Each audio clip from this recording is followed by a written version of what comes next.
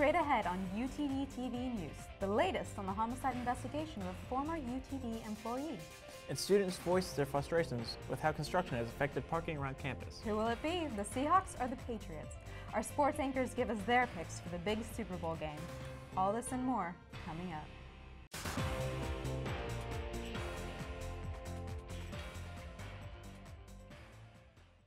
Hello, and thank you for tuning into UTD TV News. I'm Anthony Lorienti. And I'm Susie Kaduri. At the top, investigation continues into the death of UTD employee Anna Moses. Moses' death has been officially ruled as a homicide. Police say they found her dead in her home on January 14th during a welfare check. UTD TV reporters have contacted the Frisco Police Department, but no further information is being released at this time.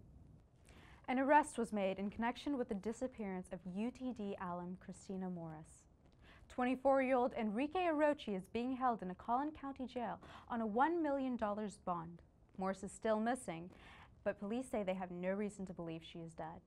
An update now on the Silk Road case. The trial started for UTD alumni Ross Ulbrich, who is accused of creating and running the infamous Silk Road website.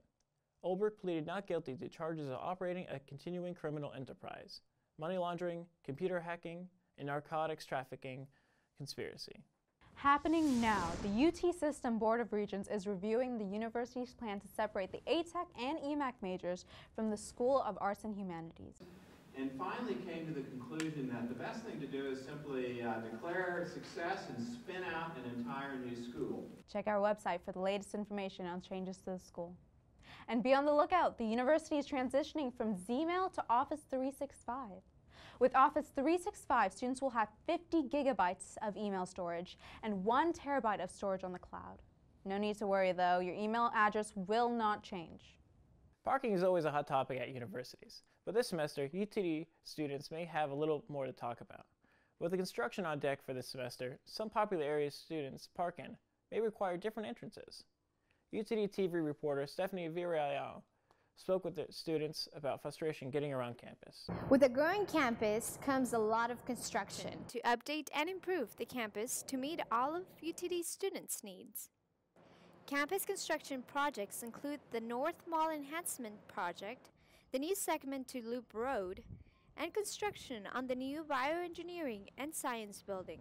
Yeah, I see it around campus all the time, especially getting to, from sometimes from Johnson to Green. It's a little inconvenient. You have to go all the way around, so it delays me getting to class. UTD is working on expanding the Loop Road. The Loop Road will cut through parking lots A, B, C, and D. This also includes a new bridge at Lot R, and it will make it easier to access from campus.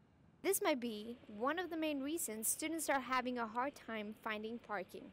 Yeah, parking is a pain. It doesn't directly affect me, but for my friends, it's a big problem trying to get here on time, and they have to usually take detours in order to make it on time. So it adds extra time to the day. It's a pain. Yeah, because I bought the gold pass for parking, and then in the A lot they just took all of it down. So now we have to park it way in the back. I mean, I live like 20 minutes away, so I usually leave like 10 minutes early, but now I have to leave even earlier because getting all the way around construction, it'd make you late to class. You might have noticed that parts of Lot A and B are currently blocked. To access parking lots A and B, students have to enter campus through Lookout Drive instead of Floyd Road. You can find more information on detours on the UTD website. That's utdallas.edu/pardon-our-progress. Construction will continue through the spring semester, and it is hoped to be completed by fall 2015. Expect a lot of changes throughout campus and try to find your best route. For UTD TV News, I'm Stephanie Villarreal. Thanks, Stephanie. We'll all keep that in mind as we continue throughout this semester. The new UT System Chancellor paid a visit to campus this past week. Admiral Bill McRaven met with some faculty members and students during his trip. I heard he has a pretty impressive resume, as well as spending time as a Navy SEAL and commander of the U.S. Special Operations Command. Student government wants to change the alcohol limit at the pub. The change will allow students to buy 4 alcohol drinks instead of just 2. The proposal will allow student organizations to host BYOB tailgates. It's modified off the UT Austin's policy. If approved, this will be the first time students have been allowed to bring their own alcohol onto campus. Student government is also responsible for the library's new 24/5 time schedule. Student government and the library conducted surveys to gauge student interest in longer library hours, and overall found students wanted the library to be opened 24 hours a day. Now students will need to bring their comic card for entrance to the library at night. And it's the game everybody is talking about. The Seattle Seahawks and the New England Patriots go face-to-face this Super Bowl Sunday. We head over now to our sports desk where Chief Sports Anchor Esteban Bustillos and Hannah Steiner are joined by Radio UTD sports talk show hosts to talk Super Bowl predictions. Thanks, guys. I'm Esteban Bustillos with UTD TV. I'm Hannah Steiner, also with UTD TV. Today we've got Chad and Yash from Radio UTD sports show Flagrant 2. We're here to talk about the Super Bowl. Super Bowl Sunday's coming up. We've got Seattle Seahawks and New England Patriots. So let's start off. I personally am going for the Seahawks. I'm not a Belichick fan. I'm all about Marshawn Lynch. So what do you think, Chad? Well, I'm going to go ahead and disagree with you and say that the Patriots are going to take this home very easily by the score of 35-21. I think that the Patriots offense, led by an angry Brady and an even smarter Belichick, is just going to be too much for Seattle's defense to handle. I'm going to go ahead and disagree with you, Chad, because I think Seattle's going to come out, control the tempo of the game. I think it's going to be a close game. 28-21 is what I'm looking at. What about you, Esteban? I'm here. I'm going to make this thing 3-1.